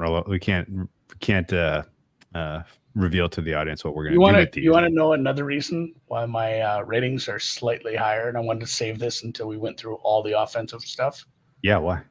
Their defense sucks shit so bad that they're going to be in a game state that's going to force them to have an aggressive offense that uses aggressive scheme, and that's just going to beget counting stats and make them look better. Okay. So what's their run stop number? Oh, back to that chart, huh? Their run stop number is 5.5. Oh, we are simpatico. Same exact number. That is the highest number I gave them on the defense. Yes, clearly. Pass rush? That is the strength of their defense. Real quick, I did have a note on this. You started with run stop. Yeah, like I said, you mentioned Jesse Bates, one of your highest rated guys. He's important. He's awesome. Caden Ellis, overall, maybe not the best, but he's fine. Yes, he was a big part of that. Running D, yeah. Running D, he's good. An issue would be Calais Campbell was good at run defense. He's not on the team, so I'm a little worried about this. Anymore. But this was last year, and again, part of it, you mentioned this, was just because of the way teams played against them. But when teams did run, they were good. They were top 10 in just about anything that matters. So getting Bates helps on both ends, obviously the secondary and the run stop. And yeah, it's the strength of their defense right now. Okay. I dig. What's your pass rush number? 3. Ooh. You're bullish. Not. I gave him a 2. You gave him a 2? Yeah. I guess like Grady Jarrett probably has like 1 or 2 more years in him if he's back up. Like at his height, he was a very good. He could still be good, but yeah, it's 31 on Yamada. Yeah, off of ACL. So it's Jarrett on Yamada, and then you lose Calais Campbell, you lose Bud Dupree. That's a really big problem. So you need Zach Harrison, Lorenzo Carter, Arnold Ebiketie. Yeah, Ebiketie. You drafted Ruke Ohoro, Brandon Dorius, Braylon Trice. I always feel bad because we call out these guys and then some of them end up being good. So I did look into this because there's so much of like, oh shit, we're gonna have to rely on a bunch of people I kind of haven't heard of. And Trice was good for Washington. He was your FBS leader in pressures last year at the college level. Obviously, that doesn't always translate. He's going to be rotating in at a bare minimum, if not playing a bunch. So get to know Braylon Trice if you're a Falcons fan. You mentioned, God, who was the other draft pick there? Horo, big athletic freak, but kind of raw. So he's probably a rotational guy too. And like, I don't know if those guys hit a little bit, this is going to be better, but I don't think I can bank on any of these guys. They're going to have to probably blitz more than they want to. Ellis had some decent pressure stats at times, but we're going to shift to a 3-4 defense now. So that's the other part about this whole thing is with Lake and Morris coming in, the defense is going to kind of do a shift on overall scheme and things are going to get moved around. So it might be hard to kind of judge how bad or good this defense will be. I'm just kind of in a general range of Garrett's old. You don't have much else. You're banking on some rookies to really pull their weight rotationally. 3 might have been generous. I can't believe you're at a 2 though. That's freaking bad. I don't know. Bud Dupree losing Bud Dupree was a big problem too. I don't know how they're. I don't know. iPad ringing. Clay Campbell was their best pass rusher last year, which was a problem in and of itself. No, I got nothing positive to say about the pass rush. And I have the worst pass rush grade for Atlanta of this group of 4. And by the way, I had bad pass rush grades across the board, which is kind of why I'm a little bullish Tampa, I guess. But I guess maybe that means I need to be a little bit more bullish New Orleans, or at least I need to cool off on bearish New Orleans take, because if nobody in the division is rushing their passer, then New Orleans was my highest pass rush grade in the division. Yeah, we disagreed on that. My highest coverage grade as well. Yeah, but you're high on the New Orleans D in general. Yeah, a lot of it is just a lot of the other teams have bad ratings. Like my coverage grade for Atlanta is 4.5. I don't know where you're at, but 3. That was a your total defense comes to 43rd percentile. That's not that bad at all. You were making it out like they were the worst. They're bottom 3 in the NFL. You have them barely worse than Carolina. I have them almost the same as Carolina. Just because there are names at the levels. Like we have players, like AJ Terrell's good, and they had to move him around a bunch. And Clark Phillips might be able to step a little now that he's got a bunch, more experience under his belt. Maybe I am a little high on this defense. High-ish, but I mean, it's still a below average defense. Okay. There's just not, I just don't have that many defenses that are like historically bad this year. I mean, there are a couple. We'll get to them. Yeah. Okay. Well, I don't really know what to do with AJ Terrell, honestly. Like my numbers are basically saying he's fool's gold, and he's your best piece. And I have huge questions about D. Alford and Clark Phillips. And even if AJ Terrell is good, you just don't throw at him. So I don't see how this unit is especially effective at stopping the pass. Personally, we shall see. Yeah, when we see that when Okudah got hurt, they did have to shift people around a little. I think that might have hurt Terrell's overall just numbers and how the defense played as a whole. I think he's still very good. I think Bates is very good, but it'll kind of depend on Clark Phillips. It'll depend on some of these other guys because it's a system, and we just talked about how the pass rush isn't very good. D. Alford, the other safety that's going to step in, it looks like it's going to be DeMarco Helms. Don't have a great grade or a lot of information. I don't know a ton about him. So yeah, okay. Special teams are above Young average. Hoku still around? No. Yeah, he is. Oh my god, he is still a place kicker. Missing some longer kicks recently, but he's still very accurate from close. Like, I think he nailed everything 40 and below for the most part. So their special teams number is a 6.5. My fish just spit at me. Is that a euphemism? No. I think he's pissed. He's like, where's dinner? He freaking just sprayed water on me. What an asshole. Here, where I actually had some notes on special teams. Okay. Not much. I mean, Pinion's consistent to slightly above average. Koo is good, not great. He's missing some of the long stuff, but Avery Williams missed all of last season with the torn ACL. Really good punt returner. He's probably going to do punts and kicks now that you are going to be missing Cordero Patterson. And so what's your special teams grade? It was at 6.5. Okay. That's good. Intangibles for you? Upgrade over last year, but I'm at 5, I'll be honest. 4. I'm not like really expecting much here, but I'm not gonna I put more in the coaching and the hiring. I put more into the OC part of it, and that was reflected in my quarterback OC rating. So I went with 4 for coaching because I don't know that it was like some massive upgrade.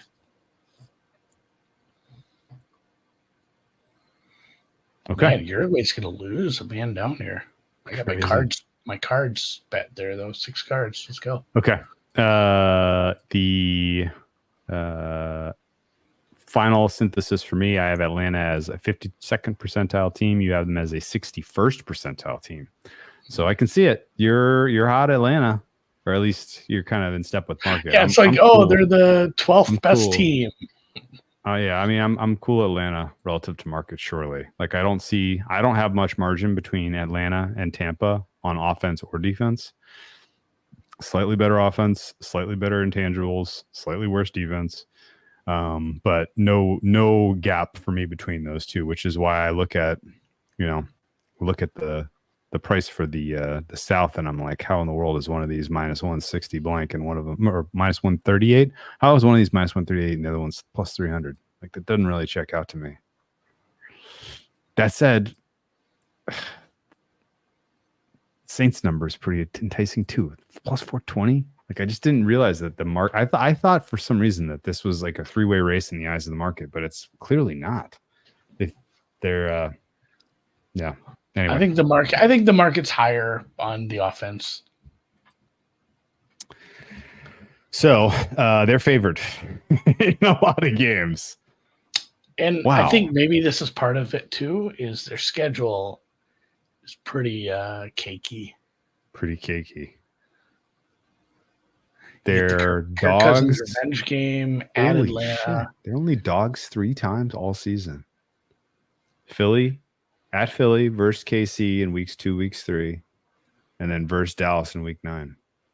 Not great that you got to throw Kirk Cousins out there against Pittsburgh week 1. I got to tell you, you don't have to. As good as their O-line is, not loving the idea of going up against the Iron Curtain on that fast turf in Mercedes with a Kirk Cousins coming off his old Achilles in week 4 of the first 5 games at home. Granted, one of them is Kansas City, and it's not easy, but could be off to a hot start, like we talked about with, how big can these Saints and Tampa Bay numbers get if Atlanta gets to week 11 and they're like 8-3?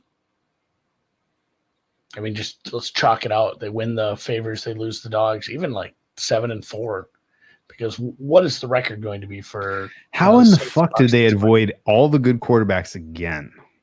That's what I'm saying. Like maybe that's why the market does like them. Is just this. Look at the schedule. Oh, Michael brings up a great point. Arthur Smith revenge game week 1. If there's one guy that I'm not counting on to get revenge, it's Arthur Smith. Believe me.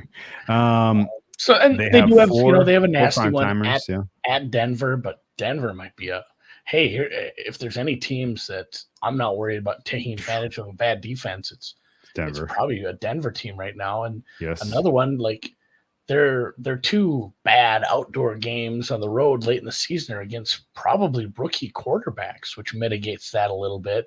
And then a bunch of their other road games are Minnesota indoors, Las Vegas indoors, New Orleans obviously indoors, Tampa in October, so you're missing like the bad Tampa weather. Carolina's earlier in the season, October. It's probably pretty temperate. Like outside of, and even Philly, you get in Philly in the nice part of the summer. Like they don't have bad travel spots. They don't have a ton of bad weather games that are really going to get after them. Washington in December obviously could be gross, but you're saying that's a bad team they're playing. It's just such a gross, easy schedule. What are the odds? Give me odds that they can finish 2-1 through their first 3 games. Boy, because AJ Donaldson just says wait till after week 3 if you bet him if you like him.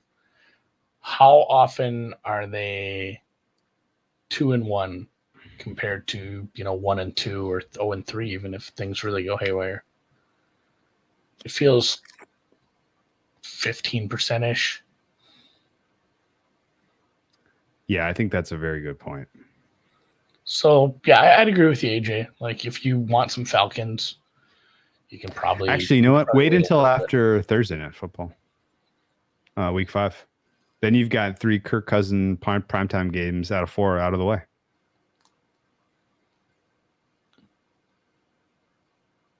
I think you just had bad luck on who he played in primetime. Well, like what's bad luck is at Philly and versus KC. No, that's how it always was. Like the one of his primetime games last year was like the Eagles early on in the season. Like it was always playing like really good teams when they were playing well. It wasn't like Kirk Cousins sucks. I feel gross being such a how many years in a row has Kirk Cousins played the Eagles in week 2 in primetime? I feel like it's like 3 years in a row. It's been a thing. Is it? I don't know. He was yes, the Vikings Eagles primetime in week 2 on Monday Night Football back in 2002.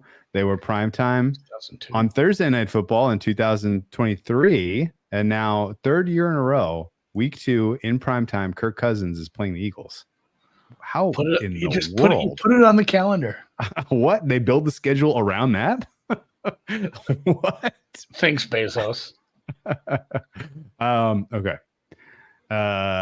General thoughts, I think, if you do like the Falcons, I think very fair to wait. Particularly in light of what we saw with the soft Tampa Bay schedule starts. I guess kind of concluding thoughts. Tampa Bay's schedule starts easy. They can get 2 wins in their first 3 weeks. Atlanta may be 0-3 or at best 1-2. I think realistically, New Orleans has Dallas and Philly and then Atlanta in week 4 where they're meaningful dogs. Like they could be 1-4. Like this is definitely the type of division where 2-2 could have you squarely in first place after 4 weeks of the regular season. And at that point, it is Atlanta, Tampa Bay going head to head in Thursday Night Football on a short week. And they're going to be 3-point favorites. So coin flippy there.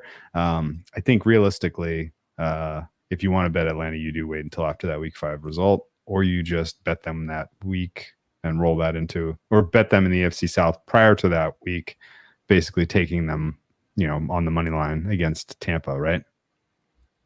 Yeah. I mean, Does that make sense? That's a way to go about it as well. Yeah. Okay. Well, I think you're going to be sitting pretty if you are correct about Atlanta on some of these games, I suppose. Or I'm going to be looking foolish if I'm taking them on as favorites regularly this season. And they get How many wins does the division winner have? When it's all said and done. 11? 8.5. 8.5. I mean, what was I got to pull it back up now. What did you have for Atlanta's implied wins? 9.5 wins. Yeah, a lot of easy games. so many easy games. Shit. 9. Yeah, 11 is like, oh shit, ran away with the division. Yeah, oh yeah. No, 11 is like you're thinking we're hosting a round 2 playoff game. Well, geez. Man, I can't believe they got such a cake schedule. What did they do to deserve that? Well, they didn't win their division. I think they were third in the division, Drew. Yeah, it's a third place schedule. The Saints they were afforded a top 10 pick in a third place schedule, Andy. Well, let's see if they can go. Let's see if they can go 500 on using those properly. My God. All right. Good show. That was fun. We'll do some more next week. Did you write down the order, or do we have to figure that out? We didn't really write down an order. We said what we wanted to do first and what we wanted to do last. We did and then talk what do we about want doing to put in the can. Yeah. We talked about doing South. So I think, and don't quote me on this, guys, I think we might just do the AFC South. I love that. Nope. Put it in pen. Put it in pen. Marker, blood, any bodily fluid you choose. Put it in. We're doing it. So do it. Hey, hit the thumbs up. Appreciate you guys. If you think we missed something, if you had a rookie that I don't know, maybe you watched them in college a bunch because it's your team and you're like, oh, fuck, this guy's going to eat for the Saints or something. By all means, I'd love to hear about it. That stuff helps. You guys have given us good tips and info every year. Appreciate you all. Hitting the outro. See you next week.